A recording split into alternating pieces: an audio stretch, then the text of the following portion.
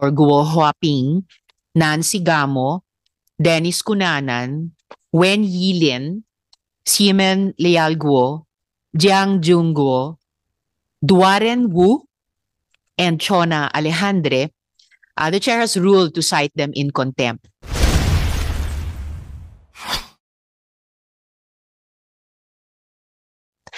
Pagkatapos ng hearing, susulatan ng chair ang Senate President. Once i-affix ni Senate President yung citing in contempt ng chair, in effect, masaset into motion na yung pag-issue ng warrant of arrest. So it is in effect, good Senate President pro tempore, the same legislative or investigative action, pero ganun yung magiging step sa process na yan. Thank you. Thank you, Sen Jinggoy.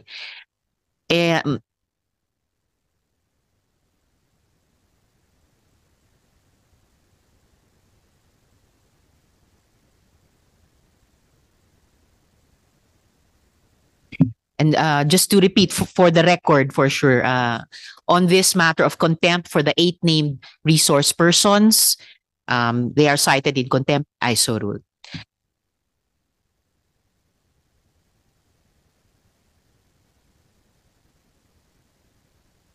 Yes. All right. The chair will also rule on the motion to subpoena a certain number of invited resource persons. Binubuo lang ngayon yung complete names nila. So, that being the case, before I ask the COMSEC to administer the oath to any new resource persons today, apologies, Sen Jinggoy, nalimutan kong itanong, meron ba kayong gustong gawing opening statement? All right, thank you po. COMSEC, paki-administer yung oath sa mga hindi pa nakapanumpa. May we request all those who have not taken their oaths to stand up and raise your right hand.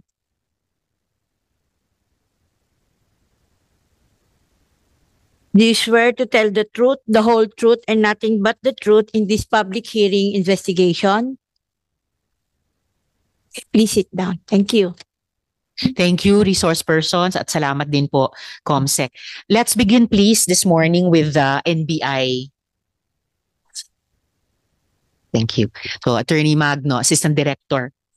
Good morning, Madam Chair. Good morning, sir. At sa inyong bureau, marami pong salamat muli sa maagap niyong pagtugon doon tungkol sa fingerprints na minatch nyo sa pagitan ni Guo Huaping at saka Alice Lialgo, proving your bureau proving that they are one and the same person. Alam niyo po, may ilan po na may duda pa sa authenticity ng findings ninyo. Sa interview sa media ng abogado ni Mayor Alice, sabi niya baka kailangan pa daw ng third-party verification. Can you make an official report on your findings, Assistant Director?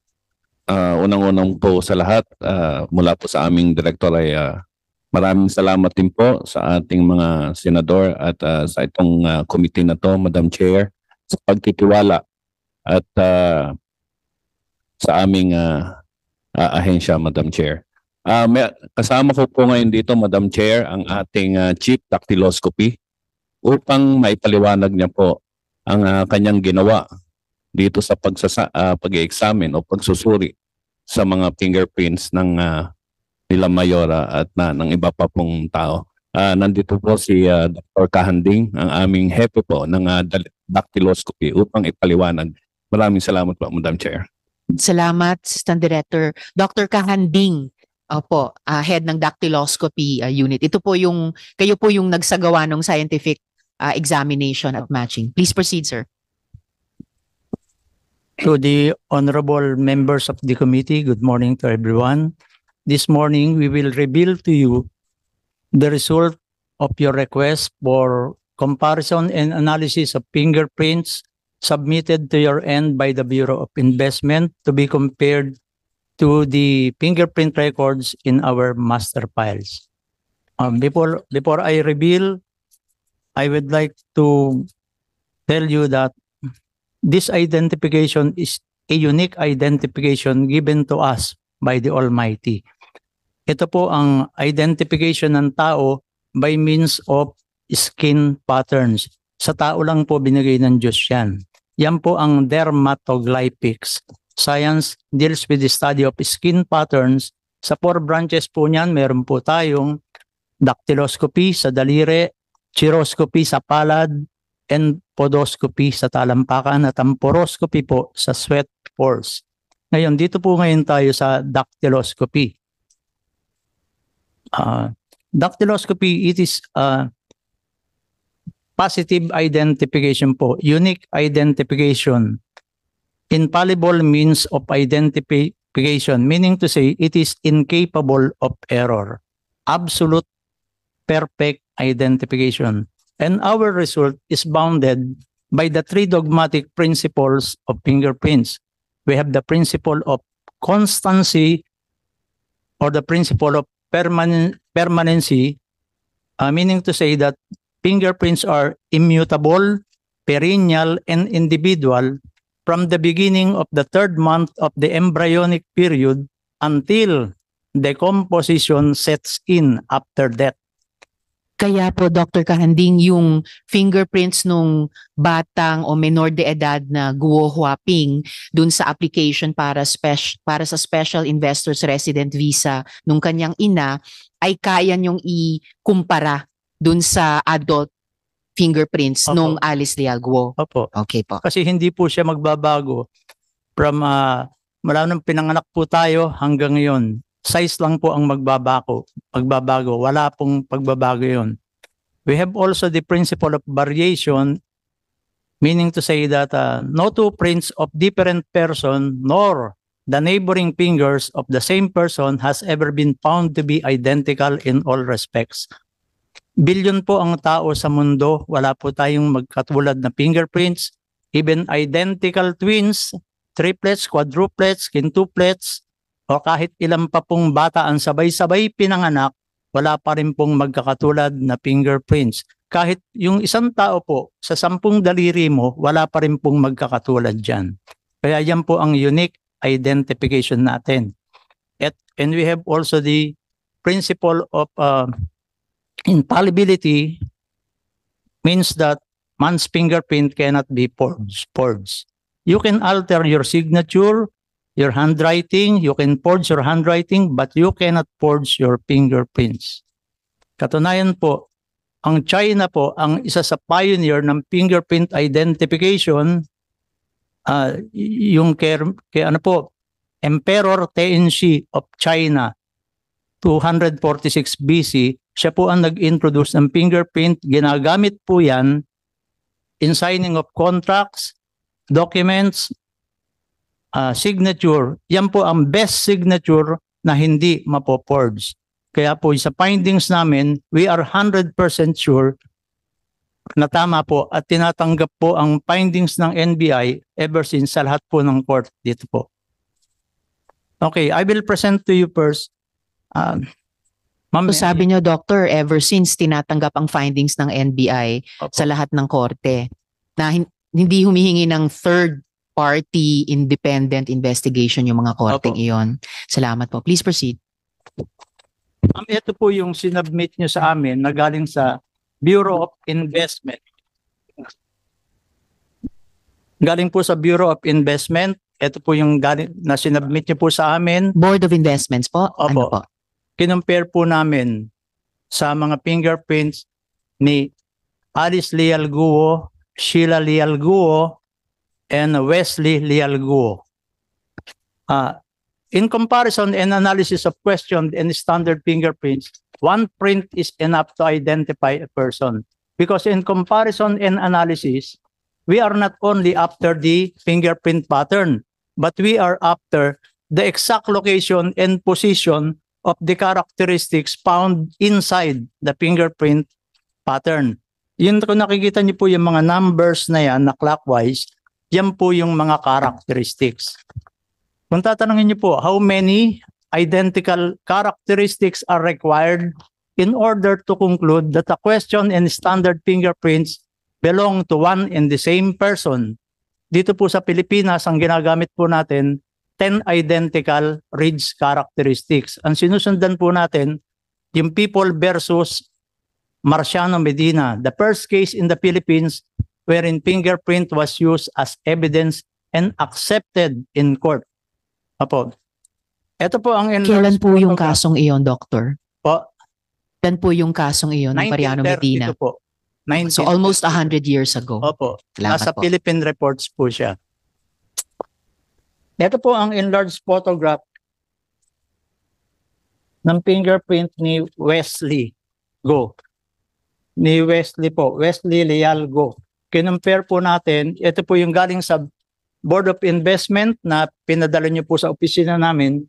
Nag-match po siya dito sa fingerprint namin sa master files. Nakakuha po kami ng 17 identical characteristics. Kaya sigurado po tayo, 7 than 10. Sorry po. Yes, hindi lamang 10, 17. Opo. Tuloy Dito po. po sa fingerprint naman ni Alice Guo, nag-match din po yung isa na sinubmit nyo from the Bureau of Investment.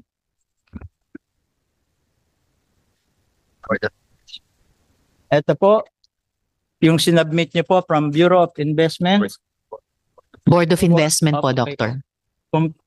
At ito po yung kay Alice Leal Guo na sa amin pong master files. Nakakuha po kami ng 11 points. Doon naman po sa pagtatanong nyo para ma-confirm po natin ang kanyang identity, meron po kaming enlarged photograph ng fingerprint ni Alice Guo na compare po namin doon sa fingerprint na alien fingerprint card na March 28, 2006. Na compare po namin, nakakuha po kami ng 18 identical page characteristics. Kaya sure po tayo ngayon na si Alice Guo po at si Guo Waping ay isang tao lamang po. Si Wesley, ganun din po. Si Wesley Guo at si Guo Woxiang Dian ay isang tao lang po. That's the end of our presentation. Thank you very much.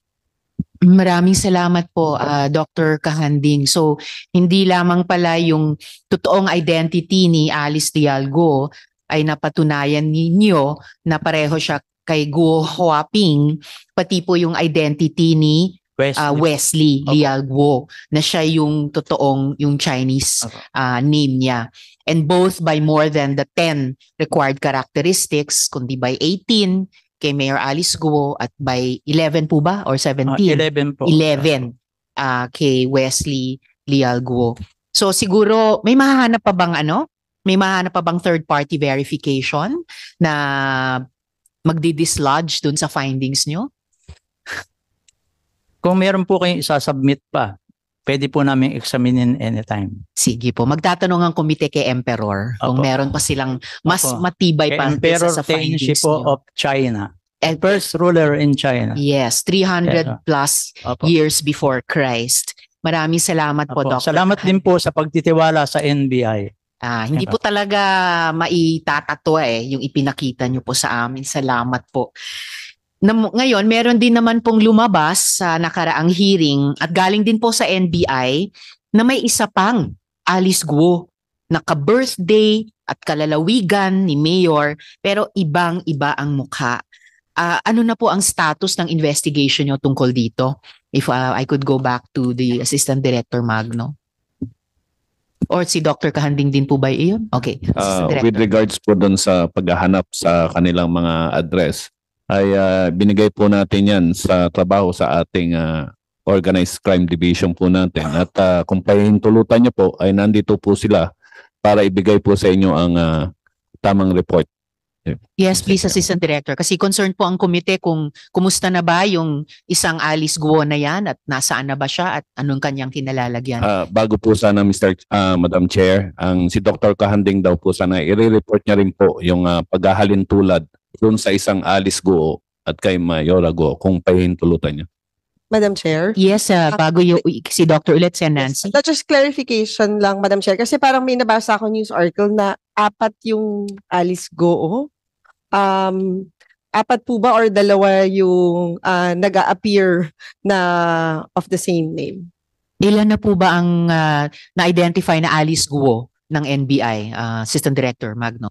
Madam Chair, meron po kasing lumabas na the third Alice Guo. Ito po ay ang binigay na report ng aming director. Ang ibig niya lang pong sabihin ay isinalin tulad niya po na ang isang Alice Guo ay yung Mayora Guo at yung pangalang Alice Guo at yung sumunod po ay yung pong nahanap namin sa aming files na isang Alice Guo na may kakaibang larawan po sa kanyang certificate, Your Honor. So, dalawa lang po. Dalawa lang po. Thank you, Madam Chair. Salamat, Sen. Nancy. So, Dr. Kahanding, yung presentation nyo sa pagkumpara nyo ng fingerprints ni Alice Guo o Guo Huaping at yung isa pang Alice Guo na nasa NBI files. Mapapatunayan po natin na yung clearance applicant po na Alice Leal Guo na nag-apply ng NBI clearance noong November 3, 2005 ay iba po sa Alice Guo na tinutukoy na si Mayor. Malayo po yung fingerprints niya. Pwede ko pong ipakita sa inyo. Sa pattern pa lang po, ibang-iba na. Malayo po. Hindi po siya yon. Pero dun sa comparison naman po natin ng fingerprints dun sa ating alien card, dito po, nakakuha po tayo ng maraming puntos. Saan ang fingerprint? If I Yes, may- Sen. sorry. Jinggoy. Saan ang fingerprint ni Mayor dyan? Ito po. Yung isa? Ito po yung isang Alice Guo na nag-apply ng NBI clearance noong November 3, 2005. po. Nauna pong nag-apply ito. Alright. Kailan na sinabit yung fingerprint ni Mayora? Ito po, 2006 po. March 28, 2006. Kaya nauna pong nag-apply ng NBI clearance, yung hinahanap niyo pong Alice Guo na iba ang muka, na hindi yung muka ni Mayor. Alright. Thank you. Salamat, Sen. Jinggoy. At salamat, Doctor. So, hindi lang sa muka, magkaibang tao, mismong sa fingerprints, magkaiba talaga. Salamat, Doctor. So, Assistant Director Magno, yung magpe-present po ng report dun sa isa pang Alice Guo.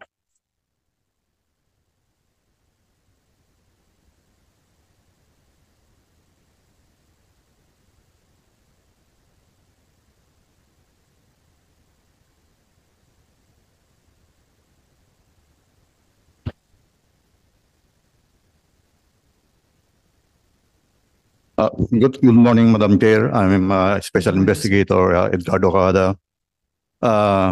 Our team was dispatched on the 26th of May to verify the Alice Guo na nag-apply po ng NBI clearance. And then based on the open source, the only Kalanchawa Street appearing on the internet is located in Project 4. Instead, since the clearance did not indicate whether it at the barangay, we immediately proceeded to Project 4, Madam. And we found out that the actual resident of 138 Kalanchawa Street is our spouses Perry and Josefina Publico. And they claim that they lived there for about 60 years. 60 years po. Yes po. So, way before yung 2005 They are application date. resident of that place for about 60 years. And they never met Alice Leal Guo. So, hindi po nila naging, kunyari, boarder or renter Never, ang isang Alice Guo noong 2005. Yes, Your Honor. So, ano po ba yung Alice Leal Guo? Siya po ba ay one size fits all na pangalan na pwede na lang applyan ng clearance? So after our verification of Project 4, we proceeded to Barangay Toro in Project 8. to verify whether Kalanchaw Street is also may be found at the Project 8. But we were able to talk to the Barangay Secretary of Barangay Toro that he claimed that the clustering of street are named after mountains and planets. So wala pong Kalanchaw. And investigator, sir, meron din po ba kayong update sa mga kapatid ni Alice? Halimbawa, si Sheila Guo. Dahil ang address ng Sheila Guo ay isang Kalantiao Street din. Nag-try din po kami, madam, pero based on the certification issued by the several barangay chairmans, ma'am, barangay chairman of Baisa, which is also on Project 8, barangay chairman of Barangay Toro, and barangay chairman of Sangangdaan, there appears no Alice Goo, Wesley Go, Amelito Go, and Amelia Leal, ma'am. So far, dun sa misteryosong paggamit ng pangalang Alice Dialgo, paggamit ng address ng Kalantiao, may nabubuo bang teorya ang NBI? Kung meron bang parang, sabi nga din ni Sen. Nancy kanina, nakapark ng mga pangalan o nakapark ng mga address na ina-access ng mga nag-a-apply para sa clearances under false pretenses? So that the applicant secured NBI clearance to mislead to mislead anybody, ma'am. Madam Chair, if I may. Yes, Enjingoy. Mr. Kawada, bago mag-apply yung isang tao ng NBI clearance, ano hinihingi ninyo? Either they will submit two identification card cert and birth certificate. Wala kayong hinihingi ni barangay certificate na nakatira siya rin sa... Any particular government na barangay? issued ID, sir. Huh? Government issued ID, Okay, Your Honor. base sa mga sinasabi mo, tila mo kang wala na yata tayong pag-asa na makita yung isang Alice Lealgo. We are Tama. still doing our best, sir, to locate these personalities. So kung hindi ba kayo humingi ng tulong sa iba't ibang halimbawa yung ating Philippine National Police, di ba kayo humingi ng assistance para tulungan kayo? We seek assistance from other agencies, sir, like LTO. So And, do you think mahanap nyo itong isang Alice Go? yes, sir. Do you think so? Yes, sir. Can you give us a timetable? No. There are also other teams locating these personalities, sir. Like So our You can give an assurance before this committee that you can find her. You can locate her. The other Alice Go. Assistant Director Magno? Mr. Chair. Madam Chair. Opo, sinusubukan po nating hanapin hanggang ngayon ang itong mga tauhan po na to, no? Ngayon po, with your indulgence, Madam Chair, mayroon pa po kasi kaming nakita sa ating records na lumalabas na ang si Sheila, si Wesley, at si Alice Go ay sabay-sabay pong nag-apply ng NBI clearance. Ito po ay nakapetsa nung nakapetsa po ito nung 2021. Sabay-sabay po sila nag-apply. At meron po rin tayong nahanap na isa pa pong NBI clearance, no, sa aming files na nagngangalan din pong Sheila Guo Ilial. Subalit sa ating pagkukumpara ay lumalabas po na iba rin ang larawan nito kaysa doon po sa Sheila Guo na sinasabing kapatid. At ito po ay kasabay din nung application nung nauna pong Alice Guo na may petsang November 3, 2006. Para po sa katanungan ni Madam Chair. Yes, Mr. Senator. Hindi. May balik ko lang yung tanong ko rito kay Mr. Kawada. So can you give an assurance before this committee that you can locate her in due time? Kasi sinama mo you were confident kanina with your answer that you can locate her. Sa mic po, Special Investigator. We will try our very best, sir, to locate. Dahil palagay ko siya na lang yung missing link dito sa investigasyon na ito. Yes. Alright, thank you. Madam Salamat, Chair. Sen. Jingo. Yes, and Madam Chair, hindi. Noong nag-apply ho ba yung isang Alice Guo noong 2005, was she issued the NBI clearance? Meron po. And Madam Chair. nung nag-apply naman ho si Mayor Alice noong 2021, was she issued the NBI clearance? Meron din po. Madam Chair. So hindi ho nag-appear dun sa database nyo na nung 2005 may isa pang Alice Guo. Ang nangyari po kasi ay noong 2005 ay iba pa po ang sistema natin noon. Manual po ito. Ito pong mga since 2015 po ay dito po tayo nag-umpisa na magkaroon ng automated application po ng mga NBI clearances. Pagdating naman po dun sa tanong niyo, ma'am, ay kung hindi po ba nag-alarm na merong same name, no? Usually po ang mag-a-alarma lang po sa ating sistema ay sa ating criminal history system.